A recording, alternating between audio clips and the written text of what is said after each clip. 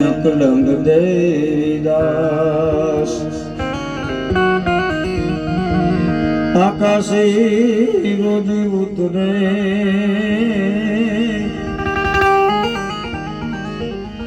હે બાવાજી નકલંગ દેવીદાસ નકલંગ દેવીદાસ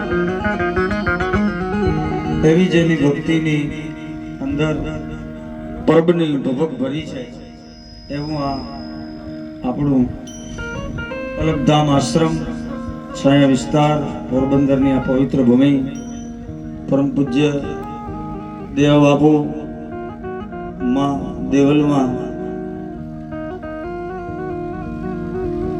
બ્રહ્મનિષ્ઠ મહાપુરુષ સદગુરુ જેના કરશનદાસ બાપુ હોય અને પરબની ચેતના જેમાં ભારો ભાર ભરી હોય એમને આંગણે આશ્રમ લગધામના સાનિધ્યમાં રામદેવજી મહારાજનો આ મંડપ ઉત્સવ એ પ્રસંગે આપણે સૌ મળ્યા છે. ગઈકાલથી જેનો પ્રારંભ થયો આવતીકાલે બ્રહ્મ મુહૂર્ત પછી જેની પૂર્ણાહુતિ થવાની છે. ભાઈ ગણપતિ બેસાડી અને શુભ શરૂઆત કરી. સતનસિંહજી બાપુ વજનિક તરીકે મહેમાન આજે કલાકાર ઉપસ્થિત છે. આ બાજુ દીકરી શોભનાબેન દાફડા બહુ સારું ગાય છે. હું બરડામાં બહુ આવ્યો છું, છાયા વિસ્તારમાં કદાચ પહેલી વાર હોઉં. પણાથી બંગોદરથી ઘોટાણા ગોડાણા નટવરનગર સિસલી આમ બધે ખાંભોદર પ્રોગ્રામ મેં ઘણા કર્યા છે આપણા પરબતભાઈ રાણાવાયા સાથે, એટલે થોડો ઘણો મને અનુભવ ખરો આ ક્ષેત્રનો એમ. અને પછી આકાશવાણી રાજકોટ રેડિયો ઉપર 14 વર્ષે પહેલી લોકવાર્તા રજૂ કરીને કાંઈક તો આવડે હાલ એવું છે, ઘડીક બોલી આપણે. મને મારા પ્રકાશભાઈ મદિરાવર્ધક મને કે બાપુ માણા થોડા છે, મજા આવે છે. મેં કીધું અમે થોડા જ હોય. 20 લાખ 25 લાખ ભેગા થાય, 20 લાખ માણા થોડા હોય. શિવરાત્રીના મેળામાં જુનાગઢમાં 15 લાખ ભેગા થાય, બોલો 15 લાખ માણા ન હોય. 15 લાખ જો માણા આવતું હોય તો પોલીસ ખાતું ન બરકવું પડે. બોલો માણાને ખબર પડે આમ બેહાય, આમ ઉઠાય, આમ હલાય, આમ લોય. અને મિત્રો એક વાત ચોક્કસ, અહીંયા પહેલી વાર આશ્રમ આવ્યો છું, પૂજ્ય દેવા બાપુનો મળ્યો, મા દેવલમાનો મળ્યો. એની જે ભક્તિની સરળતા જોઈ ને, આ ઝૂંપડી જોઈ, આશ્રમ નામ આપ્યું છે, એમાં સુવિધા બધી ઝૂંપડી જેવી છે. અને પરબની હંમેશા ઝૂંપડી જ હોય, પણ એનો આપ જેવડો આવકાર હોય સાહેબ. હે આપણે ત્યાં કીધું છે કે આશરોજનો એ હાવ છે નાનો ને આપ જેવડો આવકાર. આશરોજનો આશરો એનો હાવ નાનો ભાઈ, પણ આપ જેવડો આવકાર. જેનો આવકાર મોટો હોય, જેનું દિલ મોટું હોય, જેનું હૃદય મોટું હોય અને જેનું ભજન મોટું હોય ને, એ આવનાર માણા માટે જેવડી સગવડતા કરે ને એવડી પોતા માટે ન કરે. તાળીઓના ગગડાથી દાવો દેવા બાપાએ પબ્લિક હાટવા બેઠું માણસ આપી દે. આવડો મોટો ખર્ચો આમાં ન કરે, બધે પરિવાર સેવકને કે ડફોડફ નરિયા ઉડી જાય. બોલો રાત તો રાત આશ્રમ થાય, હિમાલયમાં ખાત મુહૂર્ત ઓછા નથી થતા. આજે વાતાવરણ જોયું અને બીજા 18 વર્ણ છે. પરબે 18 વર્ણ એક ચાલે છે, પણ પરબની કૃપા જેટલી મેર જ્ઞાતિમાં થશે ને એટલી કદાચ બીજી જ્ઞાતિમાં મને જોવા નથી મળી જાય. કલ્પના તો કરો માં લીરબાઈ માં, પરબની પરંપરા. હે જીવન ભગત મોઢવાડિયા માં બાવાભાઈ જાય આપણે મોઢવાડે માતાજી, એક પરબની પરંપરા ને એક પરંપરા અહીંયા આવેલું હોય છે, એટલે આપણે આનંદ આવે. ત્રણેય કલાકારનું તમને ગણપતિ પછી રાત વ્યવસ્થિત મળી જાય એટલી મિનિટ ટાઈમ ટુ ટાઈમ બોલવાનું છે. થોડું બોલવાનું છે પણ સારું બોલવાનું છે. મેર જ્ઞાતિ, કારણ કે આ તો બરડાની ભૂમિ છે ભાઈ. અહીંનો જે સમાજ છે, જે હનુમંતસિંહ જેઠવા રાજા હાટું થઈ અને પોતે રયત હોવા છતાં લીલા માથા આપી દે એવી સુરવીરતાથી ભરેલી જ્ઞાતિ હોય તો એ મેર જ્ઞાતિ છે. જેની ભક્તિ કરવા બેહત કાંઈ ઘટે નહીં, જે દાતારી કરવા બેહત કાંઈ ઘટે નહીં, જેની સુરવીરતામાં કાંઈ ઘટે નહીં, જે ત્યાગ કરવા માટે કાંઈ ઘટે નહીં, અને કોક ઓવરો આવે તો સર્વિસ કરવામાં કાંઈ ઘટે નહીં. હા, અને ભક્તિ છે ને સુરવીરથી થાય, રાકાવથી ન થાય. ઘડીએ ઘડીએ રોવા માંડતો હોય ને એનું કામ નથી.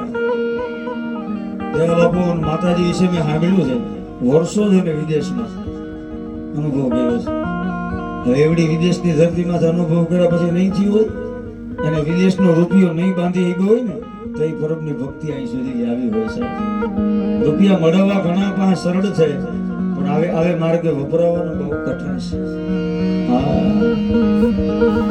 કારણ ભક્તિ પંત અનહદ ગાન સુનહુ હનુમંત સુજાન તકુ મોકુ બ્રહ્મકુ મિલવો કઠિન મહા. આ હમણાં ગણપતિમાં ગાયું ને કે મારું જોગનિયું નાનું છે. શું કામ? પરબના પીરને કોઈ સમજાવે નહીં. અને પરબના પીર જેને સમજાવી દે ને જે પરબના પીરને સમજી લે ને ઈ આ કામ કરી શકે. બાકી તો અંદરો અંદર સમજી નહીં, ભેગું કરી એને થાય નહીં કાંઈ ભાઈ. હા, કઠણ છે. સમાજ છે આપણો આ બધો ઇઝરાયલ થી મને ખબર છે. લેસ્ટર જાય તો આપણે એમ થાય કે આપણે બોરડામાં ઉભા છે. બરોબર, લંડનમાં લેસ્ટર તમે જાઓ તો આપણે એમ થાય કે આપણે બોરડામાં આટા મારીએ છીએ. જાજો સમાજ આપણો મેર સમાજ વિદેશમાં છે, એ પરિવાર અહીંયા સેવક પરિવાર સાથે જોડાયેલો છે. એ ધારે તો હું કઈ કનેક્ટ ઘણું કરી શકે. અહીંયા દેવા બાપુ માતાજીનો હાથ અધર થાય તો થઈ જાય, એમાં નાની વાત નથી. પણ એ બધું કરવા કરતા પહેલા મારે મંડપ હોવો જોઈએ, મારે ધર્મનો સ્તંભ કરવો છે. તાકાત અને એની લકડમ આવે તો લીરબાઈમાંની મૂર્તિ આવી હોય ને, નકર મૂર્તિ જવાની હતી ક્યાં કલ્પના કરો. અહીં બેઠા બધાને ખબર છે, પણ કાંઈક ન્યાય એમ કીધું, ન્યાય નહીં મારે અહીંયા બેહવું છે. માં આવડ આવી પોતે આવીને ઊભી રહી હોય, કોટામાંથી બેહવા તૈયાર થઈ હોય. શું કામ ખબર? આ ભક્તિને આથી બસ એક લેખ અને ટેક. જીવણ ભગત મોઢવાડિયા જે આપ સૌ જાણો છો, હા, હીરબાઈમાં બેકરીની માલિકો હોનબાઈમાં મળ્યા જ્યારે જીવણ ભગત મોઢવાડિયા મેર હતા, આપ સૌ જાણો છો. અને કાળજાર બારવટીએ જેવું જીવન સાહેબ. લૂંટી લેવા, ઝટી લેવું, મારી નાખવું, ચોરી કરી લેવી, ભેસણમાંથી બળદ ચોર્યા. બોલો, બહુ ચોરી કરી જીવણ ભગત, બહુ ચોરી કરી અને ભેસણમાંથી બળદ ચોર્યા. અને માણસોની વાર વાહે થઈ અને પરબની જગ્યા આવી હો સાહેબ. સંજય આરતીનું ટાણું છે અને પરબની જગ્યા આવી અને જીવણ ભગત એમ કહે છે બળદને પરબની જગ્યામાં બાંધી અને દેવીદાસ બાપુ આરતી કરવાની તૈયારી સરભંગ ધોળે અને બળદ બાંધી દીધા. હગડ ગોતતા ગોતતા માણસો આવ્યા પરબની જગ્યા સુધી, પરબના દરવાજા સુધી બળદના હગડ દેખાણા. અહીંયા આરતીમાં આવીને બેઠો છે જીવણ મોઢવાડિયો, એમ કે છે કે હે પરબના પીર, હે દેવીદાસ બાપુ, એકવાર આમાંથી ઉગારી લે તો જિંદગી આખી ચોરી ન કરું. જીવણ ભગત રોકાણા નહીં. આરતી પૂરી થઈ અને માણસો આવીને કીધું દેવીદાસ બાપુને પગે લાગીને, બાપુ તો કે હા કાંઈ બેસાણ થઈ? તો કે હા બાપુ. કે કેમ? તો તમારા બળદ આ ચોરાઈને આવ્યા છે. દેવીદાસ બાપુએ કીધું કે આ ધર્મની જગ્યા છે, જોઈ લો. બળદ ચોરાઈને આવ્યા હોય તો એક બળદ ચોરાઈને આવ્યા તો જોઈ લો.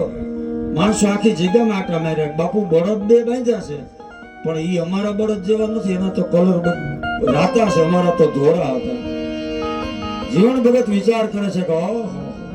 દેવીદાસ બાપુએ આવતલ માણસોને એટલું કીધું, ભાઈ તમને જો એવા તમારે લાગતો હોય તો લઈ જાઓ, બાકી એક નક્કી માનજો. તો કે શું? કે ચોરી કરે કોઈ દી જગ્યામાં આવે નહીં, જગ્યામાં આવે કોઈ દી ચોરી કરે નહીં.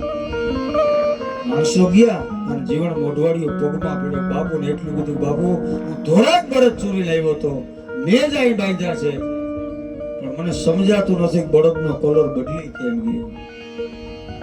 અને દેવીદાસ બાપુએ જવાબ આપ્યો છે જીવણ ભગત, તો કે હા હે મોઢવાડિયા મેર, આ જગ્યામાં આવ્યા પછી બળદ જનાવર થઈને એનો કલર બદલાવી નાખે.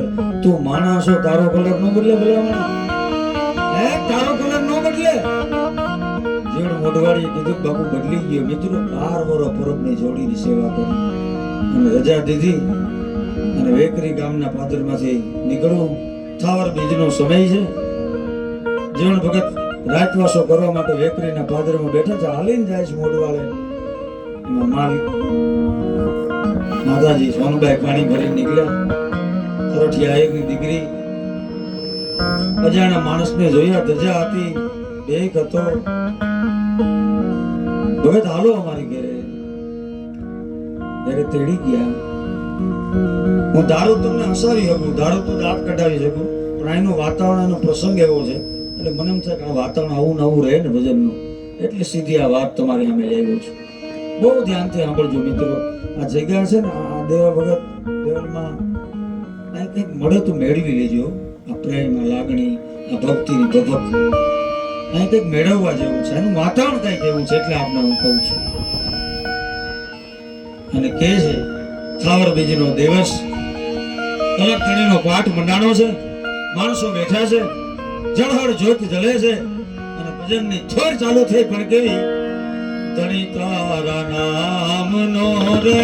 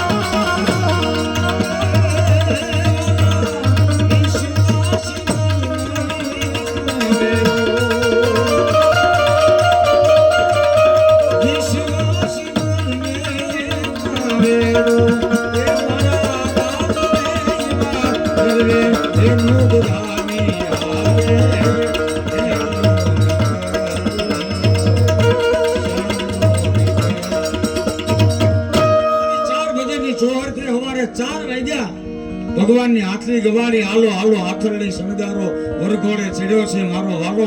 ખબર બીજનો પાઠ પૂરો થયો અને જીવન ભગત હાલતા થયા. અને હોરઠી આયરની દીકરી હોનબાઈ એમ કે છે ભગત ઉભા રહ્યો કે કેમ તમે જે માર્ગે નીકળ્યા છો ત્યાં મારે આવવું છે. પણ આયર સમાજ ઉઠો ઉભો થઈ ગયો કે બે આ તો મેર છે, એનું નામ જીવન છે, એને માર્ગે જાય છે અને તું અહીંયા. હા બાપુ જાવું છે. લીરબાઈ ચરિત્ર વાંચજો મિત્રો. શું લીરબાઈ માનું આખ્યાન કહે છે, જીવન ચરિત્ર કહે છે. વાત તો બહુ નાની છે મિત્રો, મરમ બહુ ઊંડો છે. અમુક વાતના મરમ બહુ ઊંડા હોય સાહેબ. કારણ કે જેવડું મકાન હોય ને એવડું કમાડ ન હોય, કમાડો એવડું તાળું ન હોય, અને તાળું હોય ને એવડી કોઈ ખુશી ન હોય. ખુશી તો બહુ નાની હોય પણ ખોલી નાખે સાહેબ, હૃદયના તાર ખોલી નાખે. અને 4-5 ભજનીકો બેઠા હોય ને, પાઠ હોય, મંડપ હોય, એમાં આવી વાતો સારી લાગે. જે પ્રસંગ હોય ને, આજ તો બધું બોલવાનું ગાવાનું ને એવું બધું થઈ ગયું છે. અમારે જેવા હળવી વાતો વાળા તો હરવું જેવું નથી. કારણ કે મોરે મોરો મારી નાખો ને કાપી નાખો એટલે નથી કરવું મોરે મોરો. અમારા બૈડામાં આય હારા હારા મોરો હજી મોરો કરી નાખે એવા બેઠા છે. તારી પાસે તો 1.5 કિલો હોમું પહેરીને મેર બેન ની દીકરીઓ રમતી હોય.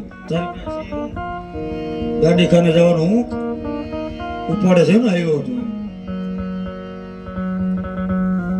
વાત તો એવી થવી જોઈએ લોક સાહિત્યની ભજનમાં કે 2 ગામના વેર હોય ને 1 કલાકની વાર્તા કરો ને તો 2 ગામ ને 2 કુટુંબ ને 2 ભાઈઓ ભેગા થઈ જવા જોઈએ. એનું નામ વક્તવ્ય કહેવાય છે. એટલે મોરે મોરાનું તમે આ બધું કરો છો. ત્યાં ડચ આવ્યા, ઔરંગઝેબ ફિરંગી આવ્યા, ઊણ આવ્યા, અંગ્રેજ આવ્યા, 200 વર્ષ રાજ કરીને વિયા ગયા. તેથી કોઈ બધા નાડું તૂટેલા જ હતા ભારતમાં? નહોતા તેથી કોઈ. સનાતન તો ઈ કેસ ભેળવી દે. આપણે પાટે પગે લાગવા જઈ, પાટે પગે લાગવા બહુ જાહેરમાં નહીં કહું, પણ થોડા મોભમ શબ્દોમાં કહું તમે સમજી જાજો. આમ 4 આંગળીઓ રાખીને પગે લાગીને આપણે બાપુને પાટા પગે લાગીને હું કે બાપુ રામ, સામે જવાબ શું મળે કે રામ. આનો અર્થ શું છે ખબર? કે બાપુ આકાશ પાતાળ પૃથ્વી ભૂલોક ભૂલોક બધે જોઈ લીધું, રામ સિવાય કઈ છે નહીં. તો એ ગાદીપતિ એમ કે તને મારાથી જ નોખો દેખાણો, મને તો તારામાં રામ દેખાય છે. આ બધે રામ દેખાય ને, સિયારામમાં શબ્દ જાય તે દેવા ભગતની જેમ ભજન થાય, બાકી એમને ન થાય. અહીં જીવ માત્રમાં પરમાત્માના દર્શન થાય. અને વેકરી ગામની હોનબાઈ આર્યની દીકરી એમ બોલે, બાપુ તો કે હા કે જીવન ભગત ભેગું જાવું છે, પણ તમે સમજો એમ નહીં. તો કે તઈ કે પાણીનું બેડું ભરીને આવું. જીવન ભગત અહીં બેઠા બેઠા રામસાગર હોતા હાથ લાંબા કરે અને મારી માથેથી 3.5 હાથ બેડું અધર થાય અને એમને જીવન ભગત ભેગું હુયું જાય ને માથેથી, તો માનજો સનાતન ધર્મનો જતી સતીનો ધર્મ સંભાળવા. અને વેકરી જાઓ મિત્રો, યાર કુટુંબમાં જેમાં સોનબાઈ જેનીમાં એ પરિવારના વંશજો છે. મારો બીજુભાઈ બારોટનો એ પ્રોગ્રામ પણ કરી આવ્યા છે.